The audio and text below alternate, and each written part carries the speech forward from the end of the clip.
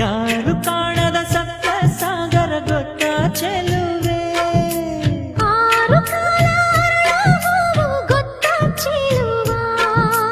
ಹೇಳಿಬಿಟ್ಟರೆ ಕೇಳಬಲ್ಲೆ ಮನಸ್ಸು ಕೊಟ್ಟರೆ ಹೇಳಬಲ್ಲೆ ರತ್ತು ರತ್ತು ಬಿತ್ತು ರತ್ತು ರತ್ತು ಬಿತ್ತು ರತ್ತು ರತ್ತು ಯಾರು ಕಾಣದ ಸಪ್ತ ಸಾಗರ ಗೊತ್ತ ಚೆಲುವೆ